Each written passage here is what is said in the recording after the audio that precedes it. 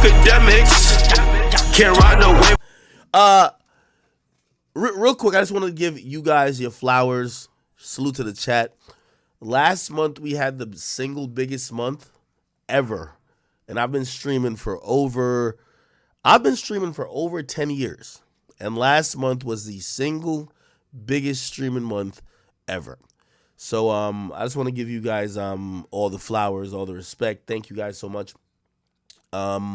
Hopefully this month we could even be more consistent, and hopefully we yield the same results. But I just want to thank everybody in the chat, whether you watch this on Rumble, whether you watch this on YouTube, Twitch, even on Facebook. Thank you guys. If you watch the rebroadcast, you watch it on whatever platform, I appreciate you guys sincerely. Okay. First and foremost, we probably got some church announcements to do. Not really. We do have some Diddy updates to get to. I'm going to be honest with you, man. I was sitting back and just thinking about how this whole thing is playing out. And I'm like, God damn it. I'm wondering what, because recently Diddy's been popping out and he's doing a good job. Let me tell you this, okay? And I've hired attorneys that cost hundreds of thousands of dollars, like the best of the best, right? And you got to imagine Diddy's probably hiring the attorneys that cost millions of dollars, right? This is going to be a long, drawn out process. And with that being said, we've seen Diddy pop out a few times. And people are wondering, wait, is what we think is going on? Is it really going on? This is the video that came out recently. Some guy videotaped Diddy. Down here at Pura Vida by my pad, run into the man right here. What's up? Miami's like that. Looking unbothered. It's a movie. Down here at Pura Vida by my pad. By the way, you'll see in the corner his alleged side nigga, his boy toy. No, I'm playing. I love Stevie J, okay? But they claim he fucking him too. I'm gonna keep it 100. Anyway, it's Diddy and Stevie J. And yeah, Diddy's out. You see Stevie J pictured right here. Him and Diddy, they're doing their thing. Okay. Well, y'all can't see my mouse on the screen? Okay. All right. Then he's also pictured out recently going to Top Golf. He went to Top Golf with his kids, his two twins. This is his daughters, by the way. And he's out and about giving a peace sign. He's trying to operate as life as usual. Now, I say that to say all of these things that we're seeing are completely staged. When you got these lawyers are fucking, it's their job to sweat. When you're a public figure, they're going to say, go ahead and live life and don't act guilty. You know what that means? Don't go and just lock yourself in a room. Yeah, you might be panicking, but let us handle the shit. Everything's already in motion. You worrying and you acting out is not going to do anything, right? You need to seem like an innocent man would seem, like you have nothing to worry about. So I believe all these, you're going to see much more public appearances from Diddy. He's panicking. You get what I'm saying? That should go without, it should go without saying, but of course, who wouldn't panic, right? Think about it. You're living your whole life and then all of a sudden, Homeland Security comes in. Homeland Security, when I'm thinking about Homeland Security, I'm thinking about some terrorist shit. Some hour type shit. You feel me? If the Homeland Security ran up in my crib, nigga, what type of, they ran in his crib listen, when Homeland Security, who's supposed to, their initial mission, I think Homeland Security was even added to the Department of Defense. I could be wrong on this, and even empowered even more, just off of the fact that 9/11 happened. When they're running in your crib and you not a goddamn terrorist and nothing like that, you got to think, man, goddamn, stop you from penetrating niggas, man. This is crazy, okay? So anyway, you're going to see many more videos of Diddy probably acting unbothered. You're going to see him try to move around. Obviously, he's not going to do anything daring or bold oh, no, we're leaving the country.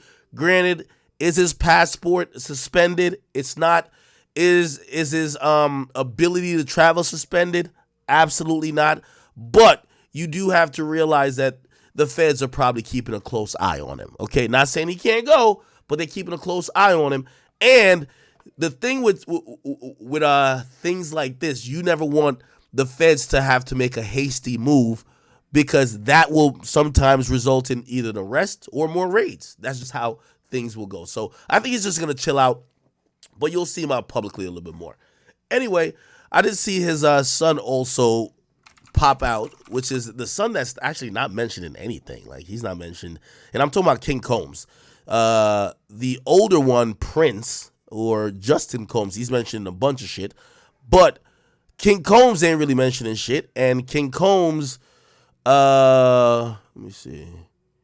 He's actually, like, he posted something on his Snapchat regarding this whole situation. It was pretty much kind of like innocuous. Which, by the way, yo, chat, Kevin Gates, we got to stop him. We got to stop this nigga right here. Like, this nigga got to be stopped. Like, 100%. He has to be stopped. But what did King Combs say? Let me see. I think he put out, like, some innocuous, like, oh, he said, stop the cap, right? Now, I listen, unfortunately, and I've met King Combs. He's actually a really cool dude. I actually really fuck with King Combs. It's past the point where you could just dismiss this whole thing with a stop the cap caption. We need y'all to stop the cap. What the fuck is really going on? Anyway, hold on. I don't know why the TV's on out there. Hold on, let me turn this bitch off. Give me a second.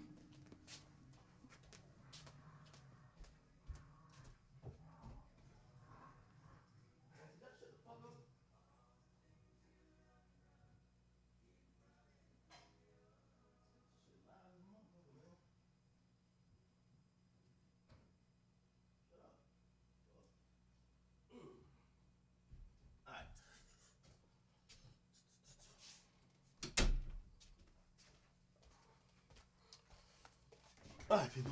Cool. Yeah. Here's the thing. You know, I was doing a bunch of research when it came to this Diddy situation. And I realized I missed a very important tidbit that would clue us in on why we're here today. So the narrative has been that this Lil Rod lawsuit, which we've read it, and the first time we read it, a lot of us, including me, said, sounds like some credible shit, but it seems like it's going off narratives that have existed. It's a lot of bullshit. They amended it, and they put some more additional detail, and I think the additional detail with some specifics has us now wondering, and obviously the raids happen, so now we're a little bit more able or want to believe the allegations. But I don't know if y'all remember this shit, chat. Diddy. Hold on. Okay. Now, here's the thing. I'm going to give y'all a story. And I know some of y'all might not like this guy, but it's my friend. When 6ix9ine was locked up, by the way, the reason why I'm mentioning all these stories is that all of these stories originate from the same department, federal department that's investigating Diddy.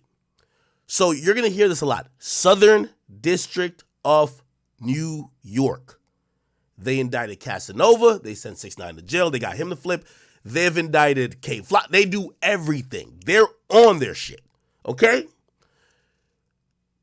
6ix9ine told me when he got out, he said, yo, so apparently, like, once it's like a snitchathon, like they've got you to turn, you're signing your thing away, you're hoping to tell everything. So I guess this is the process of snitching. Okay, I think I know it. They basically say, hey, listen, we need you to cooperate. If you cooperate, we're going to give you a 5K1 letter. That's usually going to allow the judge, well, not usually. That's the only thing that allows the judge to go below the mandatory minimum.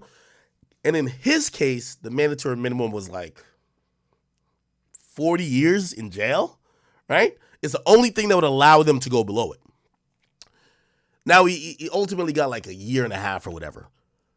Now, when you're going to cooperate and in the process of telling, you also, and even in the proffer session, they will then give you immunity on certain shit if you're forthcoming about it, especially if you haven't been charged, right? So, for example, 6ix9ine was never charged with domestic violence towards his baby moms. He beat the brakes off his baby moms, allegedly. He got immunity for it, so he could never be charged on it, at least federally. You could actually still be charged in New York State, but they won't do it. So he admitted that he beat up his baby moms. He admitted some bunch of other stuff. And then once he got all of the immunity for the stuff that he didn't get charged for, he got to start telling. Now, for what he told me, it's like a 24-hour process. Yes, it's what you see in the movies. The lights are on you. It's a dark room. You're fucking just sitting there at this desk, and people after people are just coming through asking you all type of questions. So he says they come through, they ask him every question about the gang, 9 Treys, all the New York rappers, do you know this? Everybody in the book. Then, and he didn't really tell me necessarily the specifics on that. He told me the specifics on one thing. Because he found it odd. He said, you know when they were questioning me? He says, they left the room and then some other kind of agents came in the room. And they said, hey, Tekashi, remember, you got to tell the truth. If you tell the truth, your snitch deal is out the window. It said, do you have any information on Jay Prince? Now, that might just seem random. But what that tells you is that they're probably poking and prodding. They've been investigating Jay Prince. And 6ix9ine was like, what the fuck? Like, obviously, there was a whole little rap-a-lot thing with him and Jay Prince or whatever, but they don't know each other, whatever. But they wanted to know if you knew any detail. Tell us any crime you could tell, you know they did. You know what I mean? Okay. I'm going to tell you why I told you that story. Because while doing some research for this stream, I've realized the feds didn't start just looking at Diddy now. They've been looking at Diddy. I'm going to tell you how I know it.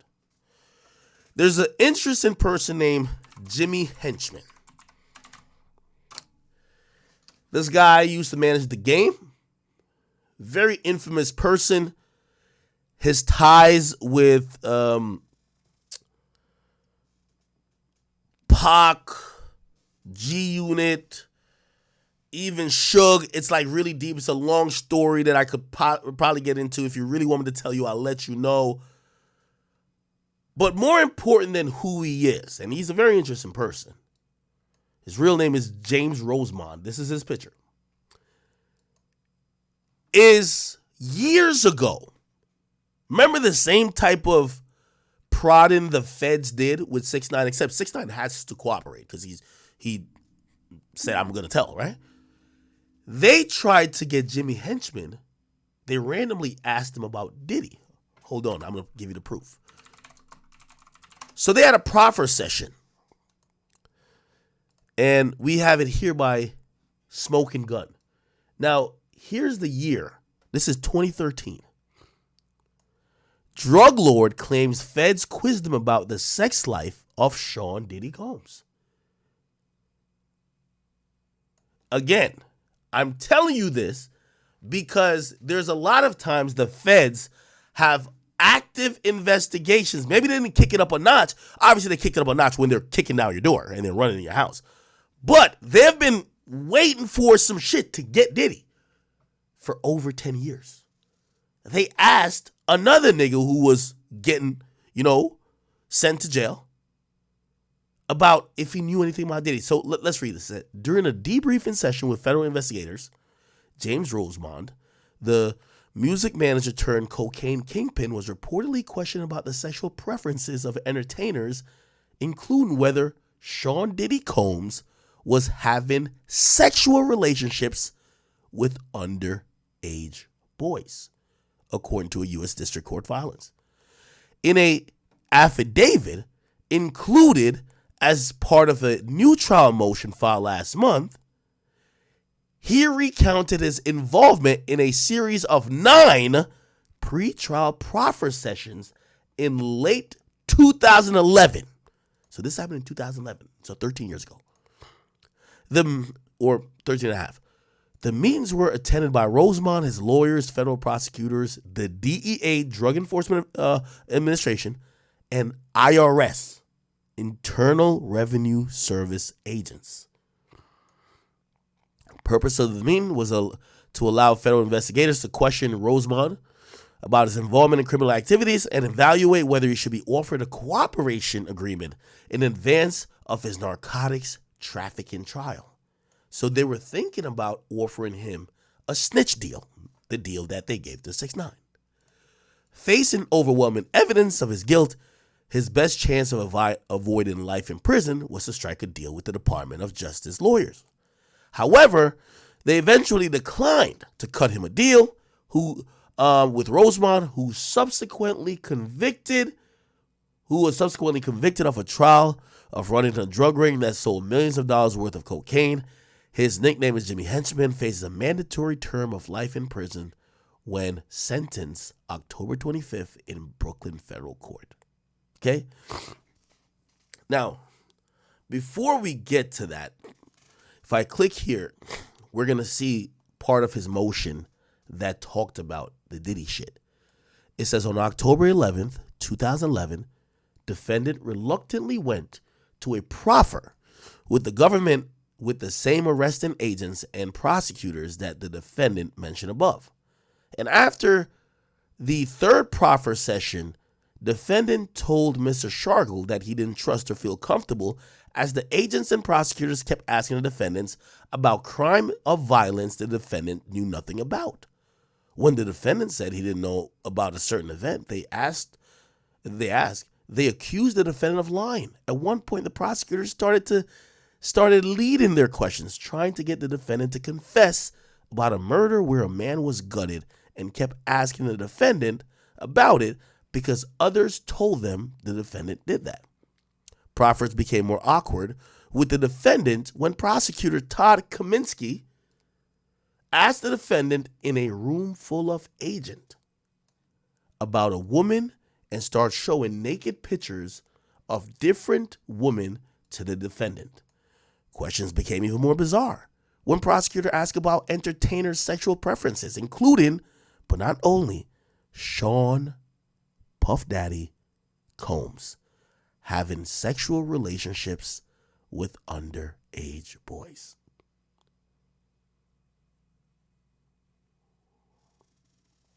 Chat. It's not taking a rocket scientist to understand the picture I'm painting. The feds been had a file on Diddy for over 13 years. They probably have had people who have alleged shit. They probably have heard shit. Probably nothing strong enough to go raid his cribs.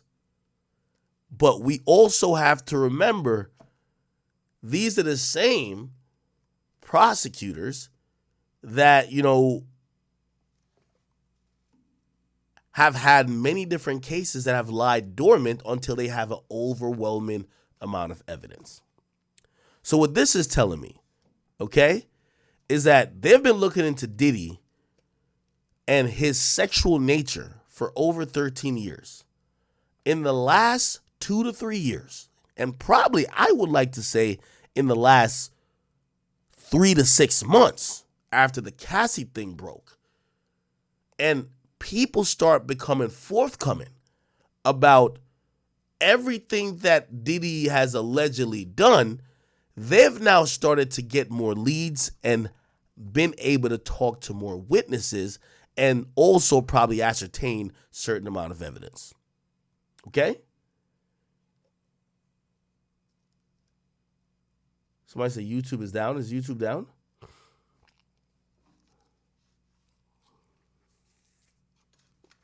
Give me a second. Let me just make sure YouTube's not down.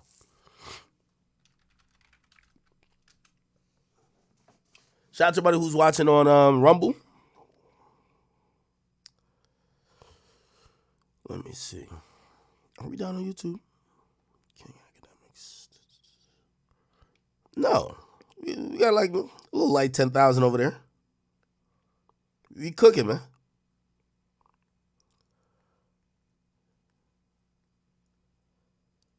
Okay, I think we're good.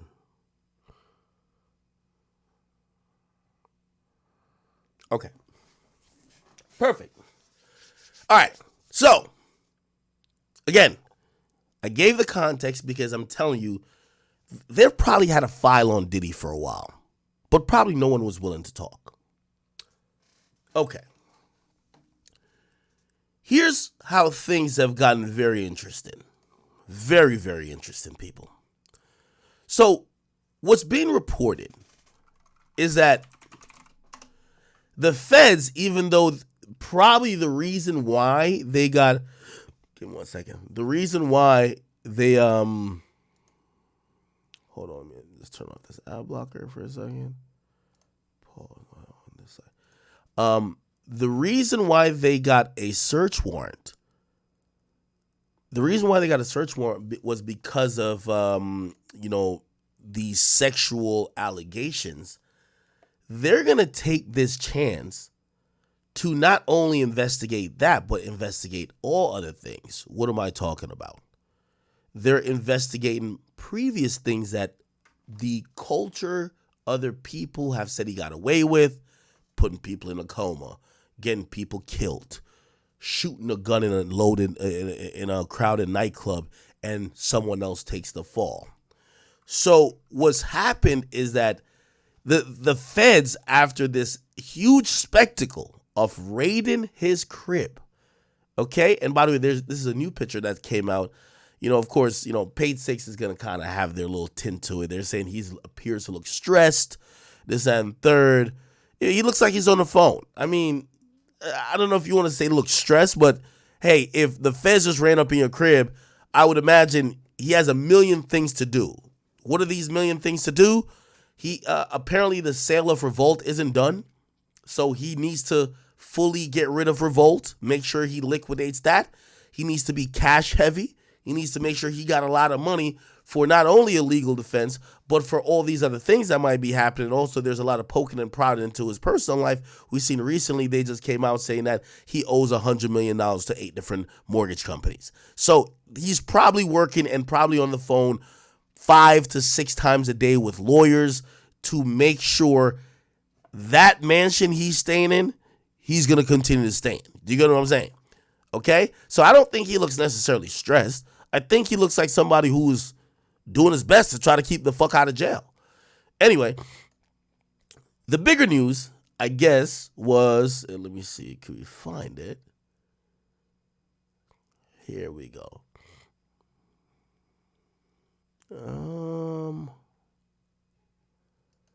Damn, they giving the Jeffrey Epstein thing already. By the way, they also, like, the paparazzi's having a blast with this shit. They got him shirtless walking around the crib. You know what I mean? They shit. You know what I mean? They are not trying to let this motherfucker live. Anyway, it is okay. Here, this is what I was looking for. Thank you. So okay, give me one. I gotta do it on every time. Okay. So, what's happened now is that according to the New York Post and a few other sites, the feds are not only looking into the sexual nature or the sexual charges that they, obviously I think we all assume sex trafficking and racketeering might be on the table just for, him having quote unquote an enterprise that is involved in sex trafficking or, taking advantage of women or whatever the case is. That would be the racketeering, and then sex trafficking because he's flown all these chicks all over the place for the purpose of, indulging in commercial acts of sex through coercion or through fraud or whatever else, like whatever that statute means. Anyway, they're not only looking at the sexual nature of it, they're saying that the feds want to even look over some of the other things, including cases he's beat. Now, you might be like, well, double jeopardy, they can't do that. That's not true. They could absolutely open or reopen. Well, not reopen. They would have to make another case. But, for example, Diddy was arrested for shooting in a nightclub back in 1999. The victim claims that Diddy shot her. Somehow, based on other circumstances and evidence that came out, they gave the blame of the shooting to Shine. He got deported. The feds want to open that back up. And again, I should stop saying open that back up. No, Diddy.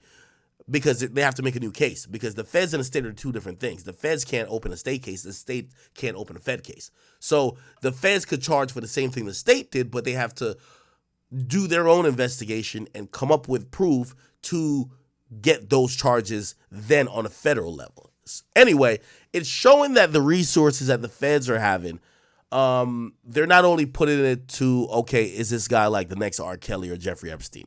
I'll read some of this and you guys will get what's pretty much going on. It says, almost 25 years ago, just after 2:30 a.m. on a cold winter night, 3 NYPD officers were called to the Midtown North Precinct. Rap impresario Sean Combs, then known as Puffy, his girlfriend, Jennifer Lopez, his bodyguard, Anthony Wolf Jones, and rapper Jamal Shine Barrow had been arrested following a shooting inside a Times Square club that wounded 3 bystanders. The cops found Lopez, who was 30. Damn. He was dating her when she was 30? Yo, how come Jennifer Lopez always look like she's like 25? Like, Jennifer Lopez got the best genes in the world, yo. Which country is she from? Because even now, Jennifer Lopez is like 55 and she still look like 28. What the fuck? Anyway, Combs was also in the station house on West 54th Street. His plans for a spectacular celebration of the new millennium a few days later was temporarily on hold. Okay? He said, now the events of the night and the sensational trial that followed in early 2001 are back in the spotlight. It says 2 law enforcement sources tell the Post that the infamous shooting and the trial could possibly be reinvestigated, a part of a sweeping federal probe into Combs, who's now 54, now called Diddy, whose past includes more than one mysterious shooting. On Monday, Homeland Security swarmed his crib in LA and Miami in raids that law enforcement sources told the Post were prompted by sex trafficking allegations. They got eyes on him in Miami, and the feds are talking to witness after witness. A New York criminal defense attorney, Michael DeCiario, who's familiar with the case, told the Post they're corroborating everything they can, but everything past and present is on the table with Mr. Diddy right now. Okay? They're saying that they stormed into his home after like this civil suit was filed or whatever the case is. And let's see if we could. Okay.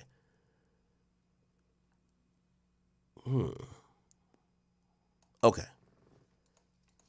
Now, you guys get that. I don't got to keep reading it. So essentially, what's happening is that the feds already investigating the sex shit. They're gonna try to find all the gigolos. They're going to try to talk to all the victims. You can imagine some of them would be easy to talk to, like, for example, Cassie, Lil Rod, if he is actually a victim.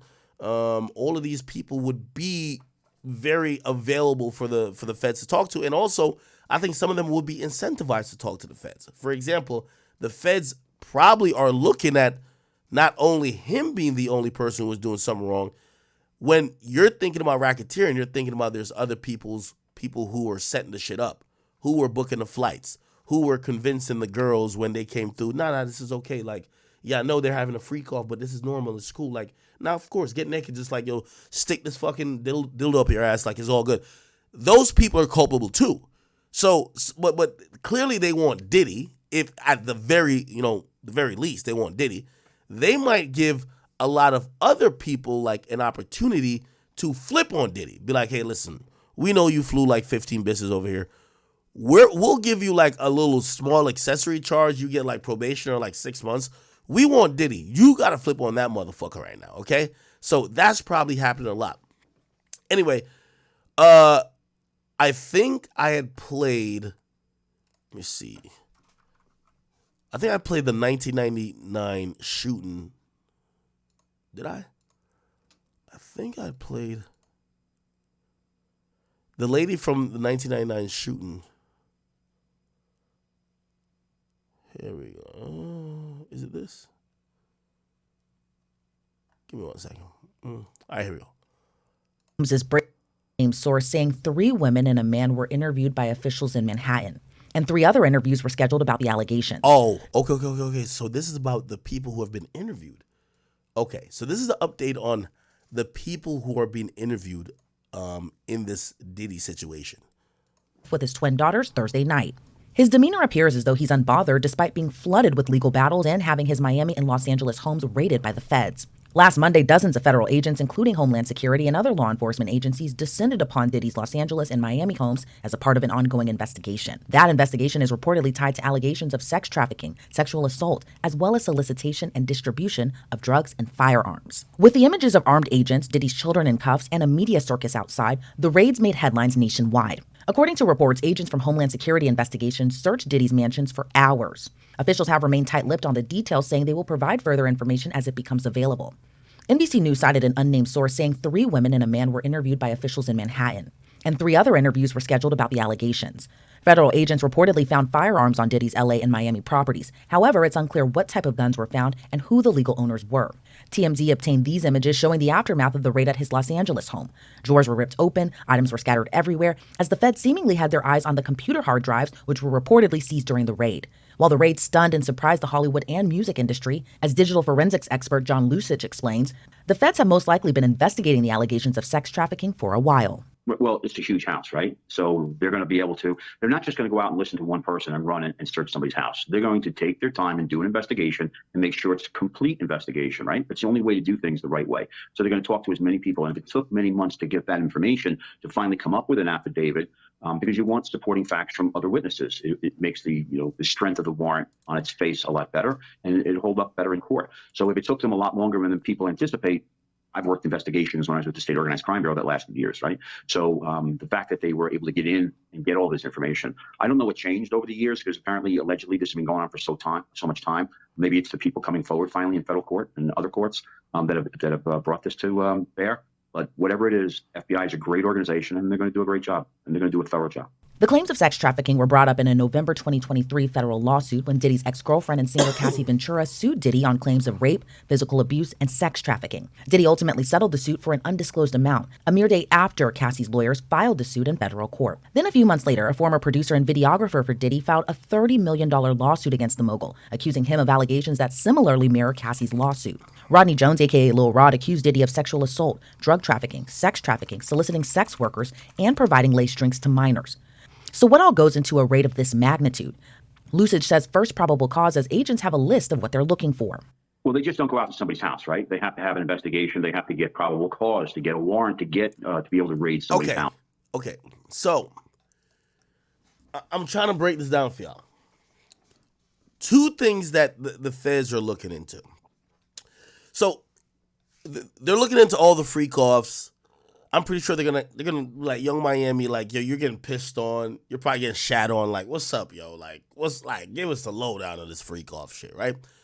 They're gonna interview anybody, the gigolos, like anybody who has made an allegation, and they're probably a good way to start is probably the civil suits. They're gonna go talk to everybody, but beyond that, it's not only sexual allegations in regards to Diddy, and I think this is what makes Diddy a little bit more interesting than the R. Kelly situation.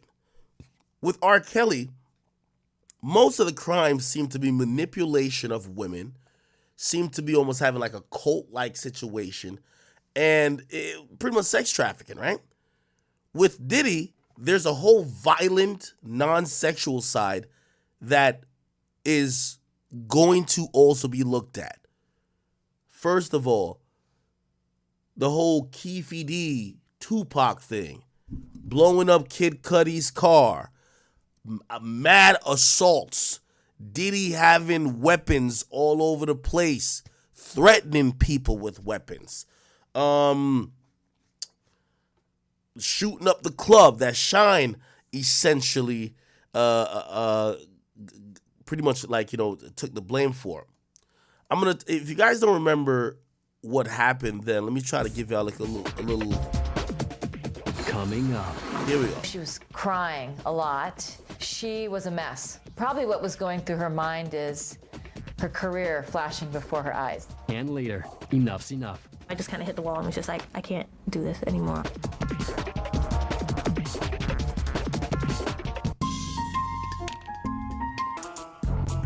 All right, hold on. Jennifer Lopez was here, Puffy Combs was here. There were a lot of professional athletes here. It was a great party. It was weird that Puff and Jennifer were at that club because that So this is 1999. was kind of like a very regular hip hop club. No A-list celebrities go there. We had a bunch of ballers in there and a couple of them that were just being extremely antagonistic towards Puffy and his group of friends. From that point forward, alcohol kept flowing and tension kept building. Puffy and Shine allegedly got into an argument with another partier shortly before 3 a.m. Someone tossed a wad of cash at Combs as a sign of disrespect. Suddenly, all hell broke loose. And at some point, one of those people in that group fired off guns and other gunfire was had. Shine was among the shooters. It was a scary. So apparently, which by the way, this does happen. Like, first of all, in a nightclub with liquor flow and this and third, egos sometimes, especially when you're that guy, that will start an altercation. Somebody threw money, which is a sign of disrespect. You throw money at strippers, you throw money at the workers, you don't throw money at the boss. Combs as a sign of disrespect. Here we go. Towards Puffy and his group of friends. From that point forward, No A-list celebrities go there. we had a bunch of ballers in there and a couple of them that were just being extremely antagonistic towards Puffy and his group of friends. From that point forward, alcohol kept flowing and tension kept building. Puffy and Shine allegedly got into an argument with another partier shortly before 3 a.m. Someone tossed a wad of cash at Combs as a sign of disrespect. Suddenly, all hell broke loose. And at some point, one of those people in that group fired off guns and other gunfire was had. Shine was among the shooters. It was a scary thing to have happen to you, to be standing somewhere where bullets go past your head. Panic spread throughout the club. Jennifer got lost in the chaos. Everybody scattered so fast, she realized that Puffy, the bodyguards, everybody's like, she's there by herself. And someone, managed to get her out of there. Inside, 3 people lay wounded. Outside, Lopez found Combs. According to police reports, the couple jumped into the backseat of his SUV. Puffy's driver and his bodyguard were in front. Officers arrived as the SUV pulled away. They ordered the driver to stop. Instead, he swerved around a patrol car and led cops on an 11-block chase. Police finally forced the SUV to pull over. Officers discovered a loaded gun on the front seat.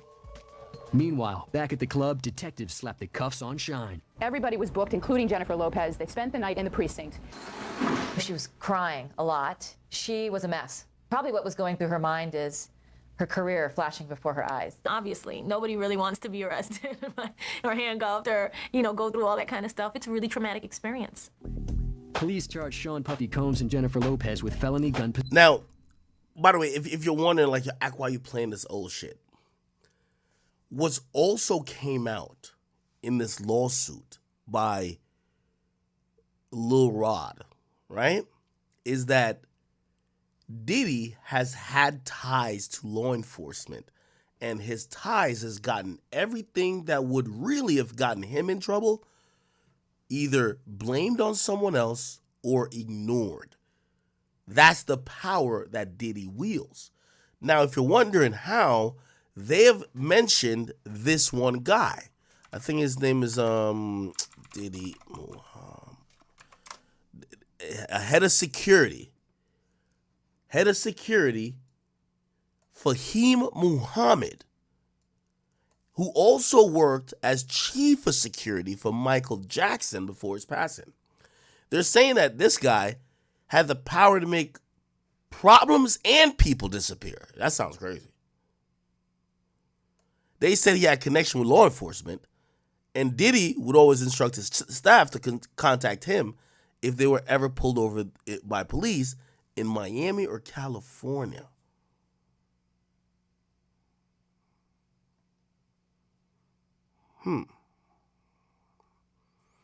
So ideally, that would probably be the guy, if Diddy gets in some real shit, that is going to pull the strings that you never see Diddy getting charged. Possession. Shine was accused of attempted murder and assault. Both men were released on bail. Charges against Lopez were dropped. The reason Miss Lopez was dismissed is because if you or I went into a car and sat in the back seat and a gun was found in the front, all cases would be dismissed. I want to say to you all face to face, I had nothing to do with a shooting that night in a nightclub, nor did Jennifer. Still, the tabloids kicked into overdrive. There were guns, there was a shooting, there was a car chase, and Jennifer Lopez was prominently part of this picture. And she suddenly looked like a gangsta. She wasn't in trouble for anything, but you couldn't get away from the media coverage of how she was involved in the situation. The bad press KO'd a relationship. Now, I know this is a true story for Jennifer Lopez, but I'm going to tell you another reason why this is being brought up and being brought to light. So Little Rod, in his lawsuit, claims Diddy boasting about how he basically got away with, allegedly, because I'm going to play the victim as well. The victim claims Diddy did the shooting. As the victim who got shot in the face, think about it like this. You know how everybody says, Vlad used to use this with all, like, yo, Tony A always says, like, in the history of his time, you never seen somebody show up to court and the victim's still alive and they actually go to trial. Well, this shit went to trial. The victim actually said Diddy shot her. The victim didn't say Shine shot her. She said Diddy did it. Diddy did not go to jail. Now, Lil Rod claims that Diddy's been boasting like, yeah, nigga, I get away with shit. I shot a bitch 20 years ago. I'll do it again. And apparently he's, while bragging, giving out some more information that was once rumored. Yeah, nigga, my bitch brought the gun in the club. Who's that? Allegedly J-Lo. J-Lo supposedly brought the gun in her purse. That's what's laid out in the Lil Rod's lawsuit. So you know what the feds are probably going to do? Probably go holler at J-Lo. Hey, J-Lo, we ain't charging you. It's all good. But it's Diddy's turn to get taken out. Did you bring that fucking gun? Now, if you lie to us about bringing that gun and we actually get proof, you're done.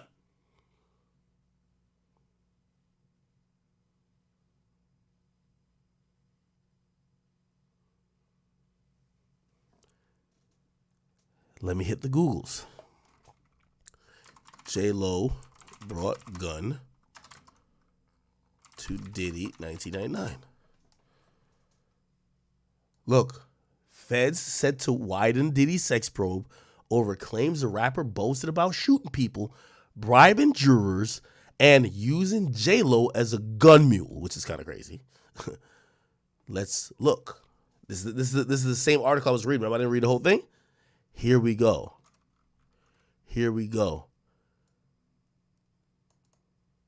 He says Jones alleged in his lawsuit that Diddy was violent, threatened to eat his face, which, by the way, pause. No Diddy on that. Imagine Diddy telling you he's going to eat your face.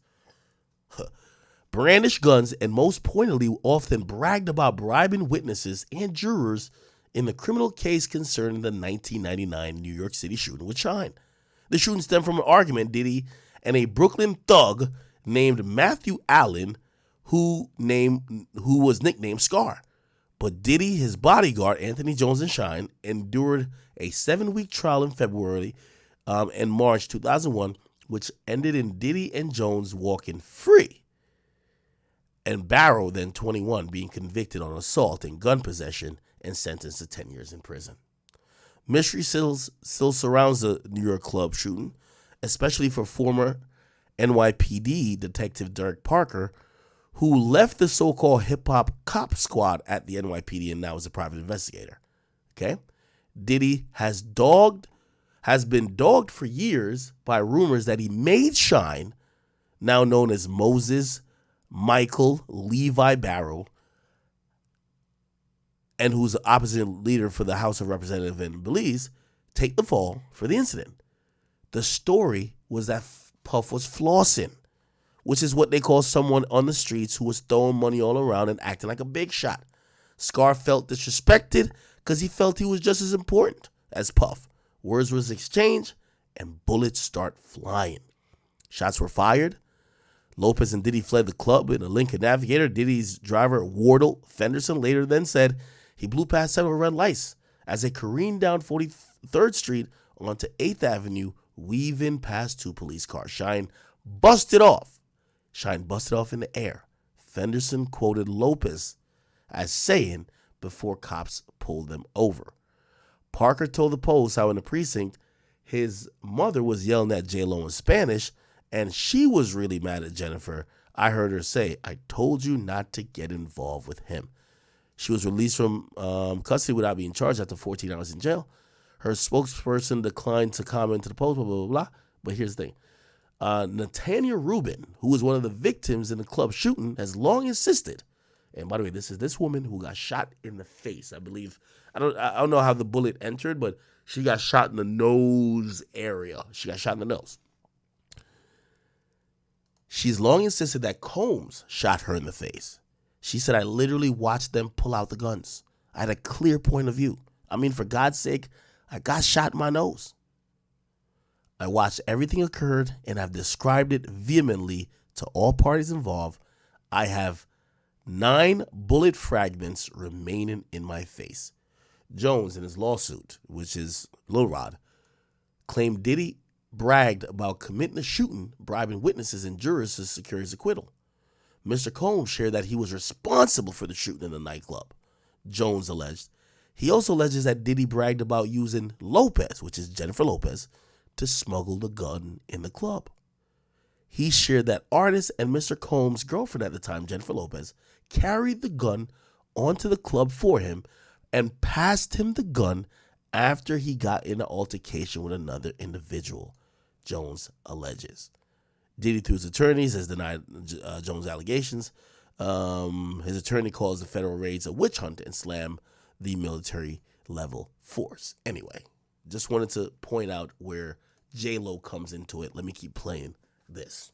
Already on the ropes. Even if the two had been in love and were tight, they were fighting a big monster, and the monster was his charges and the paparazzi following them. It was getting on her nerves. It's like, okay, I was in the club, somebody fired some guns, I didn't do anything. Now, I got a great record. Judge me on that. In January 2000, 30-year-old Lopez received a different kind of verdict. She was honored with 2 American Music Award nominations for her debut album, On the Six. The following month at the Grammys, Jennifer dropped the fashion equivalent of an atom bomb. The dress was moving all over the place. It was open up here, of course, very, very open on the front to the belly, and nobody understood why the dress stayed on. It was like an extreme contrast between look at me, but you can look that much. I didn't think it was so much. Okay. Juking each other, so it was already like, okay, there's a rapport here. Now, I do believe that J-Lo might come back into the fray. Because if Diddy is supposedly a sexual deviant who has been violent on numerous occasions, I don't know how long him and J-Lo dated, and maybe you guys know that, but she's the witness and eyewitness of this one particular situation. I think the feds would be very interested in trying to talk to her. Dangerous for her career to be involved with him. And that's all that anybody would talk about was the upcoming court trial and these charges. People were just incessantly talking about it. What was going on? What was J-Lo's connection? What is she doing caught up in this kind of a mess? Publicly, Lopez stood by her man. She's one of the most beautiful people in the world, and I'm a pretty nice guy myself. In the spring of 2000, Jennifer flew to Canada to film Angel Eyes. Lopez received $9 million, her biggest paycheck to date. Jennifer Lopez was able to command big bucks because she was delivering. Then Jennifer switched gears to work on a new album. In November, production began on the music video for the first single, Love Don't Cost a Thing. We had 8-hour rehearsals, and it was just going to be the hardcore, best hip-hop video and dance that you've ever seen. I got like 6 of the best guys that I could find that would fit the profile. Okay. The Lucky Six. I'm doing those things, so. Maybe she was just staying with him because of all the publicity. But there were lots of stories of she and Chris, and people would see them every once in a while, like kind of stealing moments. On January 8, 2001, Jennifer performed at the American Music Awards. Chris Judd was one of her dancers. 2 weeks later, Lopez's second album went on sale. So I guess she left him for that nigga? This time, the title was personal. I named my album J-Lo, because I like the fact that the fans actually nicknamed me that. Even Guadalupe Lopez got in on the craze. My mother has a real thing with the J-Lo thing. I'm sorry, J-Lo. You know what I mean? Mom, don't call me. Reality of a criminal trial. Sean Puffy Combs faced the possibility of 15 years in jail on charges of gun possession and bribery. This incredible stuff was happening in my career, and I was trying to focus on that. And at the same time, he was going through the trial. It was a lot of stuff to deal with all at once. Okay. So that was pretty much the extent of their relationship, and that particular court case worked out in Diddy's favor. But they're saying that might be very much of interest for the feds again, and we'll see.